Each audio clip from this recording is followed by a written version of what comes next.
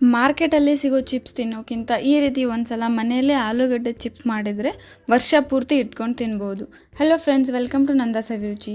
ಇವತ್ತು ನಾನು ವರ್ಷ ಪೂರ್ತಿ ಇಟ್ಕೊಂಡು ತಿಂದರೂ ಕೆಡಲ್ಲ ಆ ಥರದ್ದು ಆಲೂಗಡ್ಡೆ ಚಿಪ್ಸ್ ಮಾಡ್ತಾಯಿದ್ದೀನಿ. ಇದನ್ನು ಮಾಡೋದು ಕೂಡ ತುಂಬ ಈಸಿ. ಬನ್ನಿ ಇದನ್ನು ಹೇಗೆ ಮಾಡೋದು ನೋಡೋಣ. ಅದಕ್ಕಿಂತ ಮೊದಲು ನೀವೇನಾದರೂ ನನ್ನ ಚಾನಲ್ನ ಹೊಸದಾಗಿ ವಿಸಿಟ್ ಮಾಡಿದರೆ ಪ್ಲೀಸ್ ಒಂದು ಸಬ್ಸ್ಕ್ರೈಬ್ ಮಾಡಿ. ಬನ್ನಿ ಇದಕ್ಕೆ ಏನೇನು ಇಂಗ್ರೀಡಿಯೆಂಟ್ಸ್ ಬೇಕು ನೋಡೋಣ. ಮೊದಲಿಗೆ 4 ಆಲೂಗಡ್ಡೆನ ಮೇಲೆ ಸಿಪ್ಪೆ ತೆಗೆದು ತೊಗೊಂಡಿದ್ದೀನಿ. ಇದನ್ನು ಸಿಪ್ಪೆ ತೆಗೆಯೋದೇ ಕೂಡ ಯೂಸ್ ಮಾಡ್ಬೋದು. ನಾನಿಲ್ಲಿ ಸಿಪ್ಪೆ ತೆಗೆದು ತೊಗೊಂಡಿದ್ದೀನಿ. ಆಮೇಲೆ 1 ಟೇಬಲ್ ಸ್ಪೂನ್ ಅಜ್ವೈನ್ ತೊಗೊಂಡಿದ್ದೀನಿ. ಆಮೇಲೆ 1.5 ಟೇಬಲ್ ಸ್ಪೂನ್ ಉಪ್ಪು ತೊಗೊಂಡಿದ್ದೀನಿ. ಆಮೇಲೆ ಸ್ಪಟಿಕ್ ತೊಗೊಂಡಿದ್ದೀನಿ. ಇದು ಎಲ್ಲ ಶಾಪಲ್ಲೂ ನಿಮಗೆ ಸಿಗುತ್ತೆ. ಸ್ಪಟಿಕ್ ಅಂದರೆ ಈಸಿಯಾಗಿ ಕೊಡ್ತಾರೆ. ಬನ್ನಿ ಇದನ್ನು ಹೇಗೆ ಮಾಡೋದು ನೋಡೋಣ. ಇದು ನೋಡೋಕ್ಕೆ ಈ ರೀತಿಯಾಗಿರುತ್ತೆ, ಸ್ವಲ್ಪ ಗಟ್ಟಿಯಾಗೇ ಇರುತ್ತೆ. ಈಗ ನಾನು ಆಲೂಗಡ್ಡೆನ ಚಿಪ್ಸ್ನ ಸ್ಲೈಸ್ ಮಾಡ್ತಾ ಇದ್ದೀನಿ. ಈ ರೀತಿ ಚಿಪ್ಸ್ ಮಾಡೋ ಮನೆ ತೊಗೊಂಡು ಎಲ್ಲನೂ ಸ್ಲೈಸ್ ಮಾಡಿ ತೊಗೊಳ್ತಿದ್ದೀನಿ. ಇದು ತುಂಬ ದಪ್ಪ ಆದರೆ ಚೆನ್ನಾಗಾಗಲ್ಲ, ಸ್ವಲ್ಪ ತೆಳುವಾಗೇ ಇರಬೇಕು. ತುಂಬ ತೆಳ್ಳಗೂ ಆಗಬಾರ್ದು, ಸ್ವಲ್ಪ ತೆಳುವಾಗಬೇಕು. ನೋಡೋಕ್ಕೆ ಈ ರೀತಿ ಇರಬೇಕು. ನಾನು ಇಲ್ಲಿ ಎಲ್ಲ ಆಲೂಗಡ್ಡೆನ ಸ್ಲೈಸ್ ಮಾಡಿ ತೊಗೊಂಡಿದ್ದೀನಿ. ಆಮೇಲೆ ಒಂದು ಪಾತ್ರೆಯಲ್ಲಿ ನೀರು ತೊಗೊಂಡಿದ್ದೀನಿ. ಅದೇ ಪಾತ್ರೆಗೆ ನಾನು ಆಲೂಗಡ್ಡೆ ಸ್ಲೈಸ್ನ ಅದರಲ್ಲಿ ಹಾಕಿ ಒಂದು 2 ಸಲ ಚೆನ್ನಾಗಿ ಇದನ್ನು ಕ್ಲೀನ್ ಮಾಡಿ ತೊಗೋಬೇಕು. ನೀರಲ್ಲಿ ತೊಳೆಯೋದ್ರಿಂದ ಅದರಲ್ಲಿರೋ ಸ್ಟಾರ್ಚ್ ಎಲ್ಲ ಬಿಡುತ್ತೆ. ಇದನ್ನು ಡೈರೆಕ್ಟಾಗಿ ಹಾಗೆ ಮಾಡಿದ್ರೆ ಕಲರ್ ಕೆಂಪಾಗಿಬಿಡುತ್ತೆ. ಅದಕ್ಕೆ ಕ್ಲೀನಾಗಿ ಒಂದು 2-3 ಸಲ ಇದನ್ನು ತೊಳಿಬೇಕು. ನೋಡಿ, ಈ ರೀತಿ ಸ್ಟಾರ್ಚ್ ಎಲ್ಲ ತೆಗಿಬೇಕು. ಆಮೇಲೆ ಇದಕ್ಕೆ ನೀರು ಹಾಕಿ ಒಂದು 30-40 ನಿಮಿಷಗಳ ಕಾಲ ಇದನ್ನು ಹಾಗೆ ಬಿಡ್ತಾ ಇದ್ದೀನಿ ನೀರಲ್ಲಿ. ಆಮೇಲೆ ಒಂದು ಪಾತ್ರೆಗೆ ನೀರು ಹಾಕ್ಕೊಳ್ತಿದ್ದೀನಿ. ಒಂದು 2-3 ಗ್ಲಾಸ್ ನೀರು ಹಾಕ್ಕೊಳ್ತಿದ್ದೀನಿ. ನೀರು ಸ್ವಲ್ಪ ಬಿಸಿ ಆದಮೇಲೆ ಇದಕ್ಕೆ ಅಜ್ವೈನ್ ಹಾಕ್ಕೊಳ್ತಿದ್ದೀನಿ.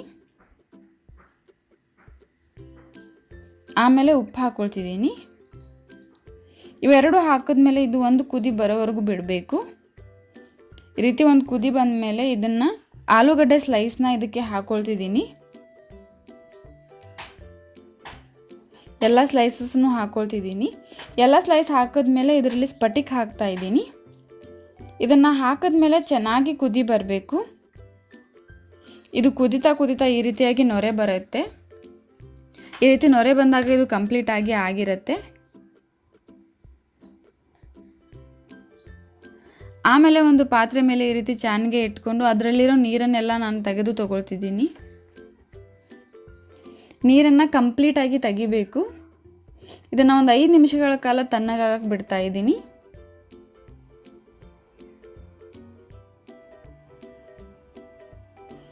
ಆಮೇಲೆ ಈ ರೀತಿ ಬಿಸಿಲಲ್ಲಿ ಒಂದು ಬಟ್ಟೆ ಹಾಕಿದ್ದೀನಿ. ಅದರ ಮೇಲೆ ಎಲ್ಲನೂ ಈ ರೀತಿ ಒಣಗಿಸ್ಕೊಳ್ಳೋಕೆ ಹಾಕ್ತಾ ಇದ್ದೀನಿ. ಎಲ್ಲನೂ ಚಿಪ್ಸ್ ಹಾಕ್ಕೊಂಡು ಒಣಗಿಸೋಕೆ ಬಿಟ್ಟಿದ್ದೀನಿ. ಇದು 1 ದಿನದಲ್ಲಿ ಒಣಗುತ್ತೆ. ಇದು ಒಣಗಿದ ಮೇಲೆ ಈ ರೀತಿಯಾಗಿರುತ್ತೆ. ಒಂದೆರಡು ನಾನು ಕರೆದು ತೋರಿಸ್ತೀನಿ. ಎಣ್ಣೆ ಬಿಸಿ ಮಾಡ್ಕೊಳ್ಳೋಕೆ ಇಟ್ಕೊಂಡು ಅದನ್ನು ಫ್ರೈ ಮಾಡ್ತಾ ಇದ್ದೀನಿ. ಇದು ಜಾಸ್ತಿ ಟೈಮ್ ಬಿಡಬಾರ್ದು, ಬೇಗನೆ ತೆಗಿಬೇಕು. ಇದು ಬೇಗ ಫ್ರೈ ಆಗುತ್ತೆ. ನೋಡಿ ಎಷ್ಟು ಚೆನ್ನಾಗಿ ಆಗಿದೆ ಅಂತ. ಸ್ವಲ್ಪ ಉಪ್ಪು ಖಾರ ಹಚ್ಕೊಂಡು ತಿಂದರೆ ತುಂಬ ಚೆನ್ನಾಗಿರುತ್ತೆ. ನೀವು ಒಂದ್ಸಲ ಟ್ರೈ ಮಾಡಿ. ನೀವು ಇನ್ನೂ ನಮ್ಮ ಚಾನಲ್ನ ಸಬ್ಸ್ಕ್ರೈಬ್ ಮಾಡಿಲ್ಲ ಅಂತಂದರೆ ಪ್ಲೀಸ್ ಈಗಲೇ ಹೋಗಿ ಸಬ್ಸ್ಕ್ರೈಬ್ ಮಾಡಿ. ಮತ್ತು ಇದೇ ರೀತಿ ನಾನು ಹಾಕೋ ಎಲ್ಲ ವೀಡಿಯೋ ನೋಟಿಫಿಕೇಷನ್ಗೆ ಪಕ್ಕದಲ್ಲಿರೋ ಬೆಲ್ ಐಕಾನ್ನ ಕ್ಲಿಕ್ ಮಾಡಿ. ಮತ್ತು ಈ ವಿಡಿಯೋ ನಿಮಗೆ ಇಷ್ಟ ಆಗಿದರೆ ಪ್ಲೀಸ್ ಲೈಕ್ ಮಾಡಿ, ಶೇರ್ ಮಾಡಿ, ಕಮೆಂಟ್ ಮಾಡಿ. ಮತ್ತು ಇದೇ ರೀತಿ ಟೇಸ್ಟಿ ರೆಸಿಪೀಸ್ಗೆ ನಮ್ಮ ಚಾನಲ್ನ ಸಬ್ಸ್ಕ್ರೈಬ್ ಮಾಡೋದನ್ನು ಮರಿಬೇಡಿ. Thank you.